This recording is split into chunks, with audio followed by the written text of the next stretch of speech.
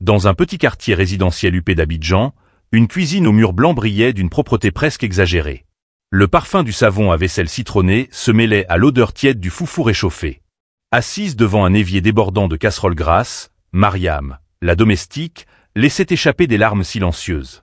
Ses doigts trempaient dans l'eau chaude, frottant mécaniquement des assiettes pendant que sa poitrine se serrait sous le poids d'un appel reçu plus tôt. Sa mère était tombée malade au village. Le docteur réclamait 70 000 francs CFA pour le traitement. Elle n'avait même pas 10 000. Ses mains calleuses, brûlées par les détergents bon marché, glissaient parfois sur les verres. Un bol se brisa. Elle sursauta, étouffant un cri. Elle regarda nerveusement derrière elle, craignant que M. Diabaté, son patron, surgisse en colère. Mais la maison restait silencieuse. Mariam murmura une prière, sa voix brisée se mêlant au glouglou du robinet. « Seigneur, donne-moi la force. Même une petite lumière. » Elle ne savait pas qu'à cet instant précis, son patron, assis dans son bureau à l'étage, avait écouté sans le vouloir son appel téléphonique et que son regard s'était durci, puis attendri. Il tapait déjà quelque chose sur son ordinateur. Monsieur Diabaté était un homme d'affaires respecté. Cinquantenaire au costume toujours impeccable, il avait bâti sa fortune dans l'importation de matériaux de construction. Veuf depuis 8 ans, il vivait seul dans sa grande maison, avec pour seule compagnie Mariam, sa domestique silencieuse et appliquée. Assis dans son bureau en acajou, il relisait le message vocal intercepté par inadvertance. Sa main tremblait légèrement en refermant son téléphone. 70 000 pour sauver sa mère, murmura-t-il, pensif.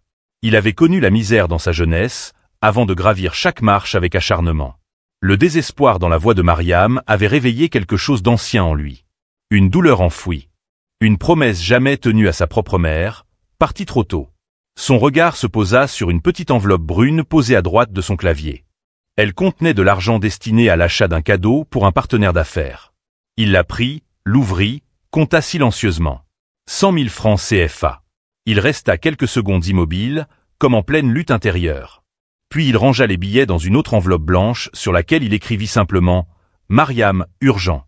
Avant de descendre, il s'arrêta devant le miroir mural, réajusta sa cravate et souffla profondément. « Tu n'es qu'une domestique à ses yeux », se disait Mariam dans la cuisine, en continuant de frotter. « Tu n'existes que quand le sol est sale ou que les plats débordent.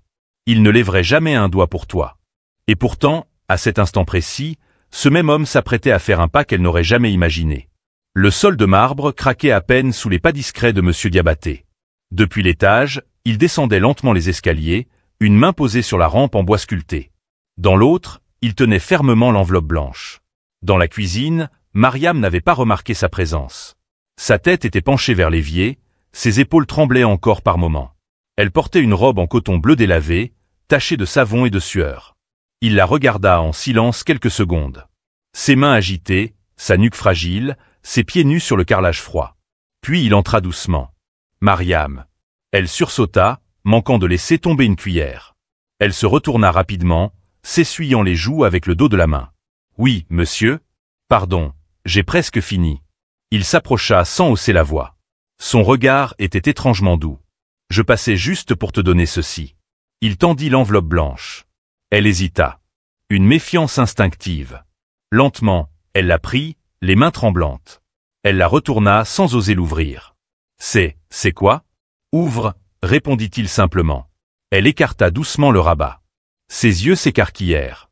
Les billets de banque flambant neufs semblaient irréels entre ses doigts. « C'est pour ta mère, » dit-il. « J'ai entendu ton appel, par accident.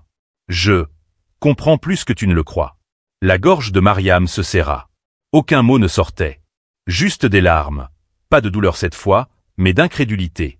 Et pour la première fois depuis qu'elle travaillait ici, elle sentit que dans cette maison, elle n'était peut-être pas aussi invisible qu'elle le croyait. Mariam, toujours figée, tenait l'enveloppe contre sa poitrine comme si elle avait peur qu'on la lui reprenne. Elle voulait parler, dire merci, s'agenouiller même, mais rien ne sortait.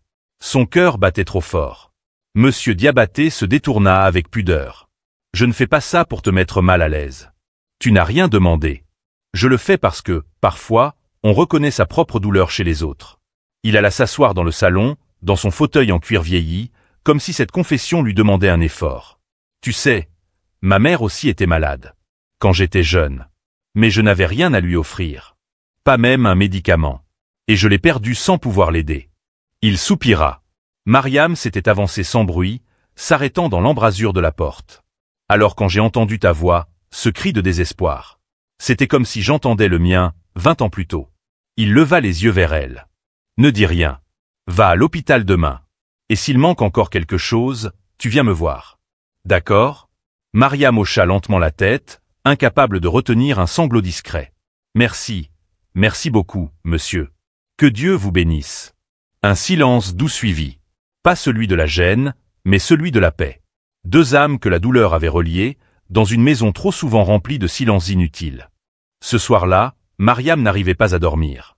Allongée sur son matelas mince dans la petite chambre des domestiques, l'enveloppe blanche reposait à côté de son oreiller comme un talisman sacré. Chaque fois qu'elle fermait les yeux, elle revoyait le visage grave mais tendre de Monsieur Diabaté, assis dans son fauteuil, parlant de sa mère perdue. Ses pensées tournaient en boucle. Pourquoi ferait-il cela pour moi? Une domestique? Peut-être. Peut-être que tout le monde n'est pas mauvais. Des souvenirs de sa propre mère lui revinrent. Le marché sous la pluie, les longues marches pieds nus vers le dispensaire, les chants du soir pour oublier la faim. Mariam se redressa et ouvrit un petit carnet jauni. Elle écrivit un mot pour sa mère, une promesse. « Maman, je vais venir. Je vais te soigner. Tiens bon encore un peu. » Les premières lueurs de l'aube glissaient à travers les persiennes quand elle s'endormit enfin, le cœur un peu plus léger. Pendant ce temps, à l'étage, Monsieur Diabaté était lui aussi éveillé. Il observait un vieux cadre photo posé sur sa table de chevet. Sa mère, souriante, dans une robe en pagne. Il murmura. « J'ai tenu ma promesse, maman. » À travers elle. Le lendemain matin, après avoir préparé le petit déjeuner comme d'habitude, Mariam s'arma de courage et sortit plus tôt que prévu. En main, l'enveloppe serrée contre sa poitrine, elle marcha jusqu'à la gare de Gbaka la plus proche, direction Trecqueville. Elle connaissait un médecin dans une petite clinique communautaire. Pas moderne, mais humain. Le marché s'éveillait à peine, les étals se couvraient de poissons frais, de beignets chauds et de tissus colorés. Mais Mariam, elle, ne voyait rien de tout cela. Son esprit n'avait qu'un but, faire soigner sa mère, coûte que coûte. À la clinique, elle rencontra le docteur Touré, un homme calme à la voix rassurante. Il consulta les papiers, fronça les sourcils, puis hocha lentement la tête. « Avec ce que tu m'apportes, on peut commencer le traitement aujourd'hui. Le reste, on verra plus tard. » Mariam sentit ses jambes flancher. Elle s'assit, tremblante, avant de murmurer. « Merci, Seigneur. » Elle appela le village. Sa mère pleura de joie au téléphone. Mariam ne dit pas tout. Juste qu'un « ange inattendu » avait aidé. Le retour de Mariam fut discret. Elle n'avait rien dit à personne, pas même à la cuisinière voisine ou au gardien, mais dans les quartiers résidentiels, les silences parlent aussi fort que les mots. Au troisième jour, les rumeurs commencèrent à circuler entre les domestiques de la rue. « Tu as entendu? La petite chez Diabaté? Il paraît que le patron lui a donné de l'argent, » chuchota une nounou à une autre pendant qu'elles étendaient les draps au soleil. « Quoi? Pour elle? Mais pourquoi? Elle a mis la main sur quoi? Elle pleurait, paraît-il. Et pouf! Le vieux lui a tendu une enveloppe blanche. Une vraie bénédiction. Ou peut-être qu'elle a des choses sur lui, murmura une autre, plus cynique. Mariam, elle, les entendait parfois à travers la clôture, les mots flottant comme des flèches empoisonnées. Elle ne répondait jamais. Son regard restait droit. Sa fierté, intacte. Mais à l'intérieur, elle se posait 1000 questions. Pourquoi la bonté des gens devait-elle toujours être suspecte? Pourquoi une main tendue provoquait plus de doutes que de gratitude? Et pendant ce temps, dans son bureau, Monsieur Diabaté consultait un autre dossier. Il avait commencé discrètement à fouiller les démarches pour un voyage express, vers le village natal de Mariam. Quelque chose avait été réveillé en lui. Et ce n'était que le début. Ce soir-là, en rangeant une étagère du salon qu'elle nettoyait rarement, Mariam fit tomber un vieux livre jauni. En le ramassant, une enveloppe en papier Kraft glissa de l'intérieur. Curieuse, elle la ramassa doucement. Sur le devant, écrit à la main, on lisait « À lire si je ne suis plus là, pour mon fils, Amadou ». Mariam allait reposer l'enveloppe quand une voix l'arrêta. « Tu peux l'ouvrir. Je l'ai lu 1000 fois déjà. » C'était Monsieur Diabaté. Il venait d'entrer, silencieux comme toujours. « C'est une lettre de ma mère. Je l'ai trouvée après sa mort. Elle me rappelait de ne jamais fermer les yeux sur la souffrance des autres. De donner quand je le pouvais. » Il alla s'asseoir sur le fauteuil. Son regard était lointain. « J'ai été égoïste pendant des années. L'argent, les affaires, le silence. Puis tu es venu, avec tes prières du matin, tes chants étouffés sous la douleur, ta loyauté sans condition. Mariam baissa les yeux, gênée, émue. Tu m'as rappelé ce que j'avais oublié, l'humanité. Elle sentit son cœur battre plus vite. Pas à cause d'une attirance, non. Mais parce qu'enfin, elle voyait en cet homme plus qu'un patron. Un homme brisé, comme elle, qui avait décidé de recoller les morceaux autrement. Le lendemain matin, après le petit déjeuner, Monsieur Diabaté demanda à Mariam de rester un peu. Elle essuya ses mains sur son pagne, intriguée. « Tu peux t'asseoir, dit-il, en lui désignant une chaise du salon. J'ai quelque chose à te montrer. » Sur la table, plusieurs documents étaient étalés, des plans, des formulaires, des brochures. Mariam les regarda sans comprendre, les sourcils froncés. « C'est quoi tout ça, monsieur ?» Il sourit doucement. « C'est un projet. Pour le village. Pour ta mère. Mais aussi pour les autres. Un petit dispensaire. Pas grand-chose, mais suffisant pour qu'il n'ait plus à faire des heures de route pour un simple médicament. » Elle écarquilla les yeux. Ses lèvres tremblaient. « Un dispensaire ? Mais pourquoi ? Parce que j'en ai les moyens. Et parce que c'est ce que ma mère aurait voulu. Et aujourd'hui, c'est à travers toi que je peux le faire. » Elle ne sut quoi dire. Les mots s'étranglaient dans sa gorge. Il ajouta. « Je vais avoir besoin de toi pour m'aider à organiser le terrain, le contact avec le chef du village et les autorisations locales. Tu connais mieux que moi. » Les mains de Mariam se posèrent lentement sur la table, sur les plans, comme pour s'assurer que tout était réel. « Je ferai tout ce que je peux, monsieur. Tout. » Et pour la première fois depuis longtemps, un vrai sourire éclaira son visage. Le soleil était haut quand Mariam sortit dans la cour pour passer un appel. Ses doigts tremblaient un peu en composant le numéro.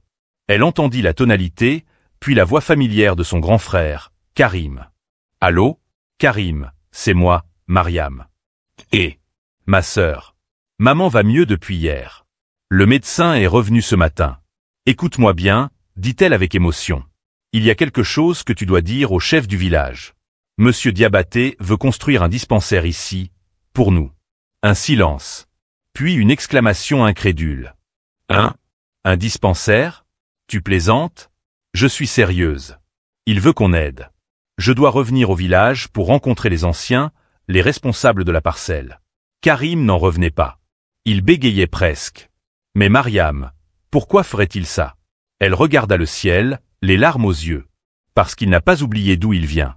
Et qu'il m'a écouté quand je pleurais en silence. Alors reviens vite. On t'attend. » Quand elle raccrocha, Mariam resta un moment debout, le téléphone à la main, les pieds dans la poussière dorée. Pour la première fois de sa vie, elle sentait qu'elle allait rentrer au village, avec une mission. 3 jours plus tard, à l'aube, une voiture noire attendait devant la maison. C'était celle de Monsieur Diabaté. Il était debout à la portière, en costume léger, les lunettes de soleil à la main. Mariam sortit avec un petit sac en tissu noué. Elle portait une robe propre en pagne imprimée, ses cheveux tressés la veille par une voisine. « Tu es prête ? » demanda-t-il. Elle hocha la tête, encore un peu intimidée. « Tu m'as dit une chose l'autre jour, Mariam, que tu n'étais qu'une domestique. Mais laisse-moi te dire aujourd'hui, tu es bien plus que cela. Tu es une messagère, une passerelle entre deux mondes. » Ils montèrent en voiture. Pendant que la ville s'effaçait derrière eux, les routes devenaient poussiéreuses, bordées de manguiers et de champs brûlés par le soleil. Mariam regardait le paysage, le cœur serré. Au fil des kilomètres, elle revivait tous les trajets d'autrefois, ce qu'elle faisait à pied, fatiguée, sous le soleil. Aujourd'hui, elle revenait en voiture, avec une mission de vie. Et Monsieur Diabaté, à ses côtés, restait silencieux. Il savait que parfois, le plus grand luxe qu'on peut offrir à quelqu'un, c'est la dignité. La voiture ralentit devant le panneau usé indiquant le nom du village, Koutoumba. Le cœur de Mariam battait à tout rompre. Cela faisait plus de 2 ans qu'elle n'était pas revenue. Les enfants couraient déjà derrière la voiture, criant « Mariam ! Mariam est revenue !» Quand la voiture s'arrêta sur la grande place sablonneuse, des visages familiers apparurent. Sa mère, assise sous le grand manguier, soutenue par Karim, des tantes, des voisins, le vieux chef entouré de ses conseillers. Mariam descendit, hésitante, puis courut vers sa mère. Les larmes coulèrent sur leur visage alors qu'elles se serraient l'une contre l'autre, fort, longtemps. « Maman, on va te soigner. Tu vas guérir. » Sa mère, affaiblie mais souriante, murmura. « Tu es mon miracle. Et cet homme là-bas, il est un ange envoyé par Dieu. » Tous se tournèrent alors vers Monsieur Diabaté qui s'avançait, calme, son regard grave et bienveillant. « Je ne suis pas un ange, dit-il. Juste un homme qui se souvient de ce que c'est d'avoir besoin, et de n'avoir personne. Le chef du village fit signe qu'on l'installe à l'ombre. Une rencontre solennelle allait commencer. Le chef du village, un vieil homme au regard profond nommé Nanan-Quadio, prit la parole alors que les anciens s'installaient sur des bancs en bois. « Tu viens avec une parole forte, Diabaté. Et ce n'est pas un hasard si c'est par Mariam que le chemin s'est ouvert. » Tous écoutaient en silence. Même les enfants, curieux, s'étaient arrêtés de jouer pour observer. Monsieur Diabaté se leva. « J'ai connu la pauvreté. J'ai connu la perte. Ce village me rappelle le mien. Et aujourd'hui, je veux poser une pierre ici. Une pierre pour que vos enfants n'aient plus à marcher 20 kilomètres pour un médicament. » Il déroula une carte, montra l'emplacement prévu, décrivit les étapes, le puits, la salle de soins, la pharmacie. Les murmures d'admiration s'élevèrent dans la foule. Des larmes glissèrent sur les joues ridées du chef. Ce projet est une bénédiction. Et cette fille, Mariam, c'est elle le trait d'union. Elle a souffert ici. Elle a tenu bon là-bas. Elle revient, non avec de l'argent, mais avec de l'espoir. Tous se tournèrent vers elle. Elle baissa humblement les yeux.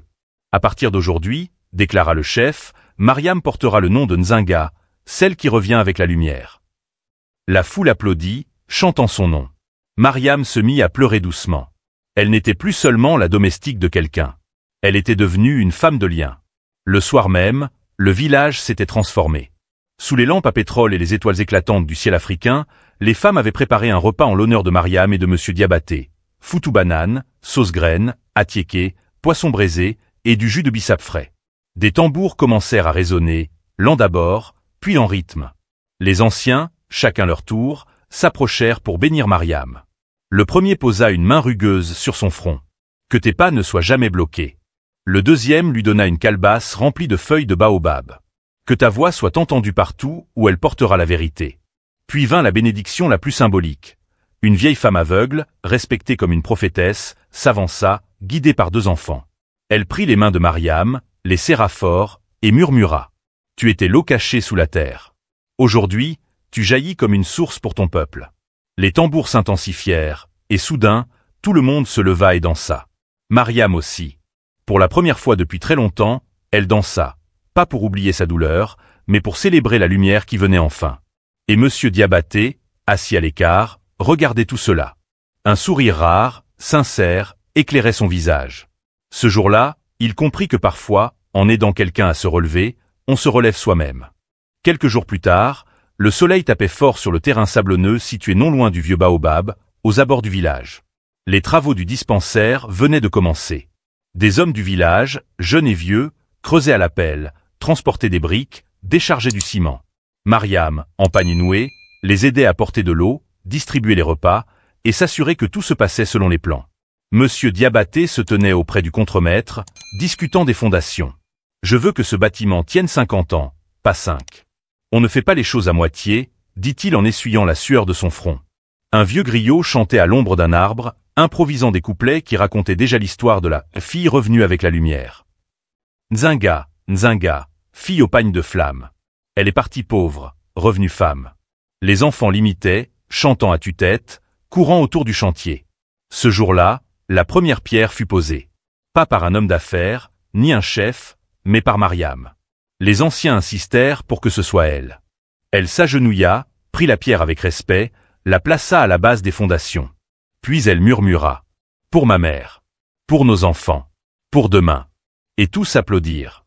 Une semaine plus tard, alors que les murs du futur dispensaire commençaient à s'élever, un pick-up poussiéreux entra dans le village, soulevant un nuage rouge.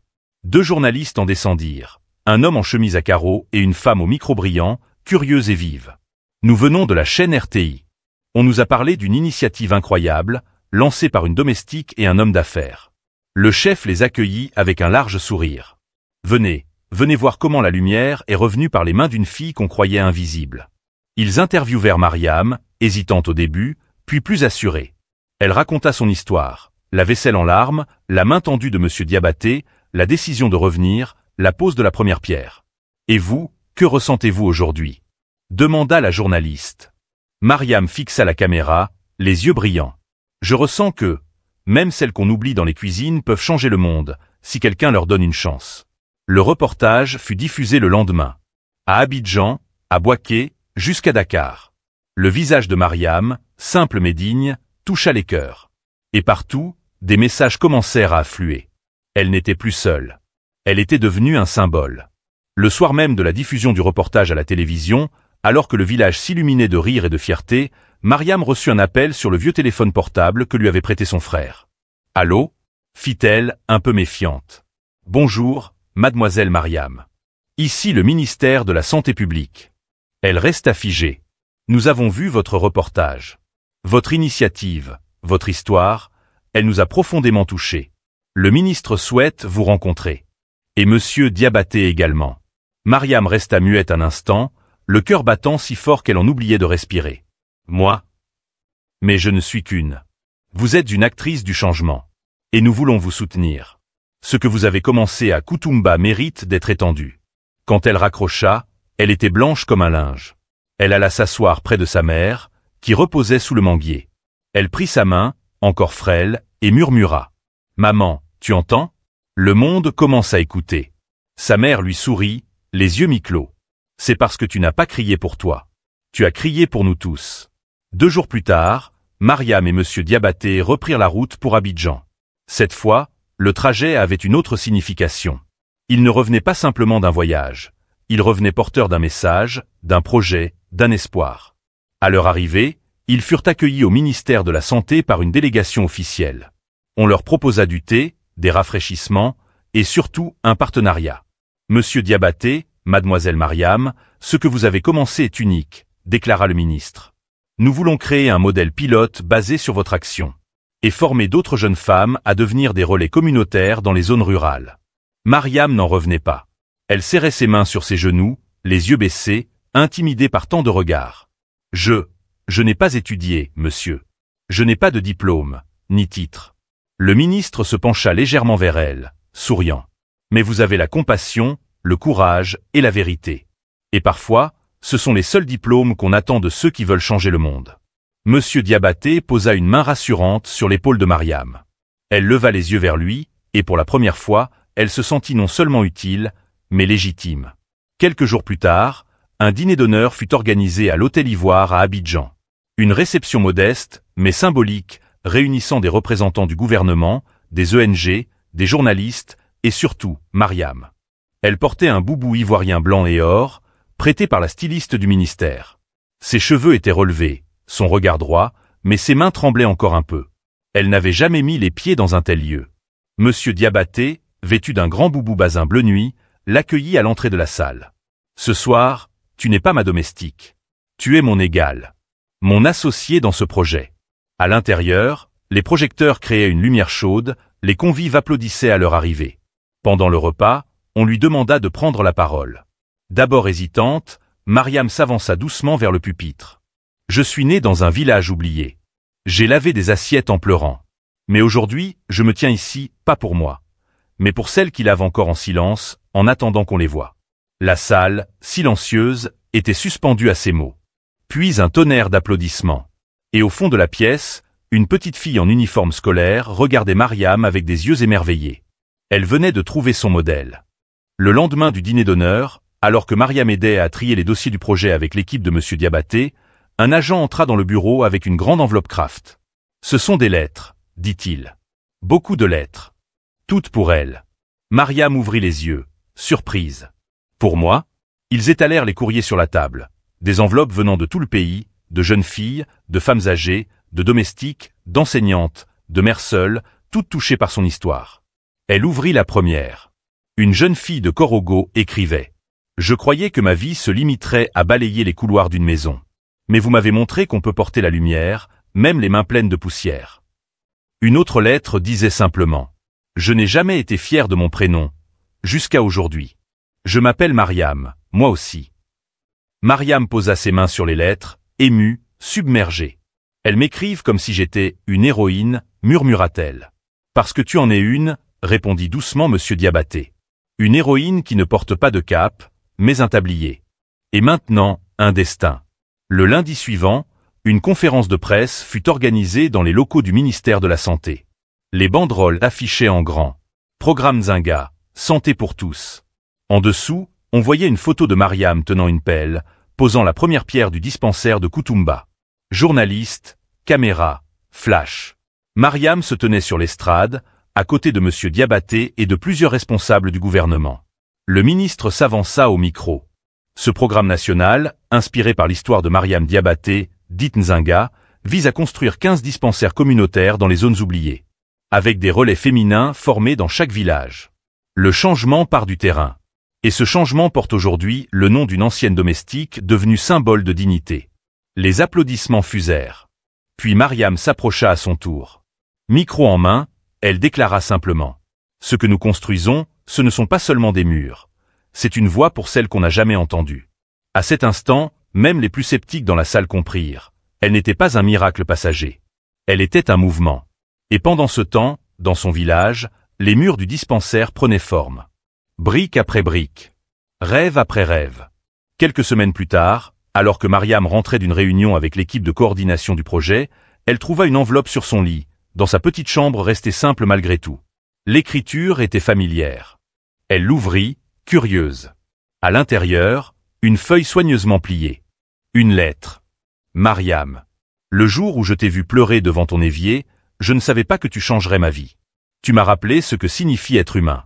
Tu m'as montré la force du silence et du courage discret. J'ai perdu une épouse il y a longtemps. Mais j'ai trouvé une âme à qui je peux faire confiance, avec qui je veux bâtir plus que des dispensaires. Si tu es d'accord, j'aimerais que nous commencions un autre projet, une vie à deux. Signé, Amadou Diabaté. Mariam resta figée, la main sur la lettre, le cœur battant plus vite qu'il ne l'avait jamais fait.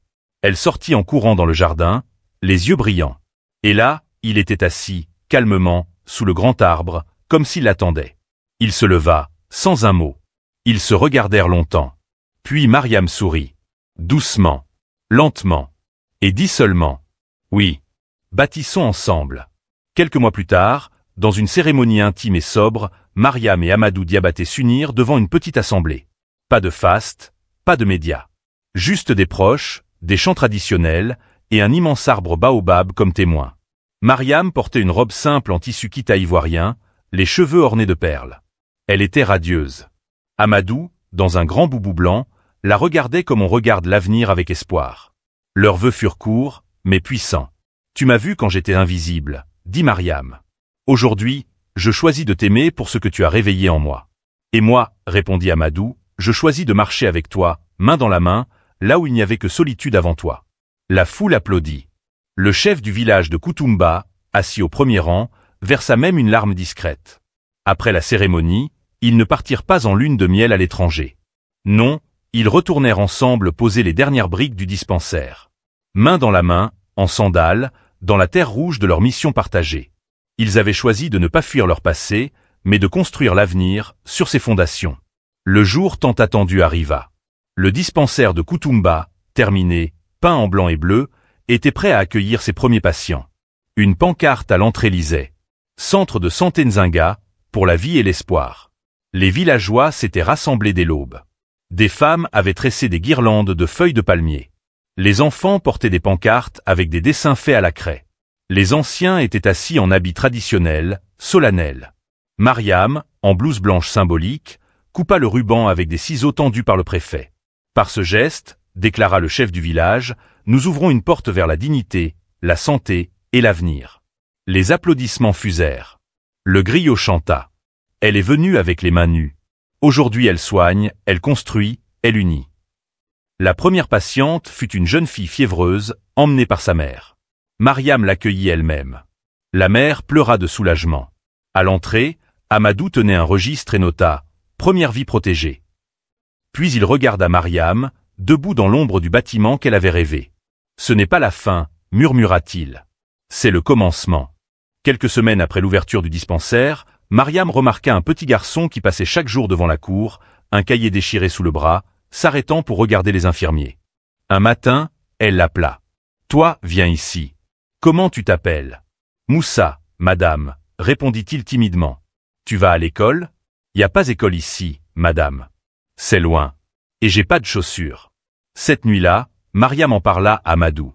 Le lendemain, ils réunirent les anciens et firent une annonce inattendue. « Nous allons construire une école. » Juste derrière le dispensaire. Un murmure parcourut la foule. Certains éclatèrent en applaudissements. La santé sans savoir, c'est comme une lampe sans huile, déclara Mariam. Et nos enfants méritent d'apprendre, pas de marcher pendant des heures. La première pierre fut posée 2 semaines plus tard, avec les enfants du village comme maçon symbolique. Moussa, lui, tint la craie blanche qui traça le mot « Espoir » sur le premier tableau noir cloué à un mur. Le vent soufflait doucement dans les herbes sèches, comme si même la nature retenait son souffle pour écouter l'avenir se dessiner. Un matin, alors que l'école était presque terminée, Mariam entendit un tumulte venir du chemin principal. Elle sortit du dispensaire et vit une charrette s'arrêter. Une vieille femme descendit lentement, appuyée sur un bâton. C'était sa mère. Le visage plus marqué, mais le regard toujours aussi doux. Elle avait quitté le village pour se soigner dans un centre plus équipé, et personne ne l'attendait ce jour-là. Mariam courut vers elle, les larmes aux yeux. « Maman !» Elles se prirent dans les bras longtemps. Les femmes du village, témoins silencieuses, pleuraient aussi. « Tu m'as manqué » murmura Mariam. « Et toi ? Tu es devenue une reine » dit sa mère en regardant le dispensaire, l'école et les enfants qui couraient partout. Mariam secoua la tête, un sourire ému. « Non, maman. Je suis toujours ta fille. Juste, un peu plus debout. » Elles rentrèrent ensemble à la maison. Ce soir-là, pour la première fois, Mariam servit le plat du dîner à sa mère non pas dans la cuisine, mais dans leur propre salon, sous une lumière douce. Et dans le silence de la nuit africaine, elles mangèrent en paix. Un matin, alors que Mariam passait en revue les fournitures de l'école avec l'institutrice, Amadou entra avec une enveloppe au logo étranger. « Une lettre pour toi, venant de Genève. » Elle la prit, intriguée. À l'intérieur, une invitation officielle. « Chère Mariam Diabaté, alias Nzinga. Votre parcours exceptionnel a inspiré des milliers de vies. Nous serions honorés de vous recevoir comme invité d'honneur au sommet international, Femmes et Humanité, des Nations Unies. » Elle resta sans voix. Ils veulent que je parle. Là-bas, devant des ministres, des gens du monde entier? Amadou sourit calmement. Oui, parce que ta voix est celle de celle qu'on n'entend jamais. Et aujourd'hui, le monde écoute. Les jours suivants furent consacrés aux préparatifs. Le village tout entier se mobilisa. Une couturière cousit une robe de cérémonie en tissu traditionnel. Moussa, le petit élève, écrivit un mot à glisser dans son sac. « Dis-leur qu'on existe. » Et lorsque le jour du départ arriva, le village entier l'accompagna jusqu'à la gare routière. Les tambours, encore une fois, résonnaient pour une fille qu'on avait autrefois regardée sans la voir. Genève. Une ville aux bâtiments de verre, aux rues calmes, au ciel pâle. Mariam se tenait debout dans l'auditorium, face à un public venu du monde entier, diplomates, médecins, dirigeants, enseignants, journalistes. Elle portait sa robe en tissu kita ivoirien. Simple, élégante, authentique. Sur l'écran derrière elle, une photo de son village s'affichait. Le dispensaire. L'école. Des enfants souriants. Elle prit la parole. Je viens d'un village sans hôpital. J'ai lavé des assiettes en pleurant. Et aujourd'hui, je parle ici, parce que quelqu'un m'a tendu la main. Parce que j'ai décidé que la douleur ne serait pas mon dernier mot. Elle marqua une pause. La salle retenait son souffle. Je ne suis pas une politicienne. Je ne suis pas une docteure. Je suis une fille d'Afrique. Et je suis la preuve que lorsqu'on écoute les silences, on découvre des voix plus puissantes que les discours. Les applaudissements éclatèrent. Des larmes brillèrent dans des yeux étrangers. À la sortie, une femme venue du Népal lui dit « Vous avez parlé pour nous toutes. Celles qui ont été invisibles trop longtemps. » Mariam sourit. Elle ouvrit son sac, en sortit le mot de Moussa, et le lut doucement. « Dis-leur qu'on existe. » C'est fait. Et dans ce coin du monde, cette journée-là, la voix d'une domestique africaine devint un écho universel.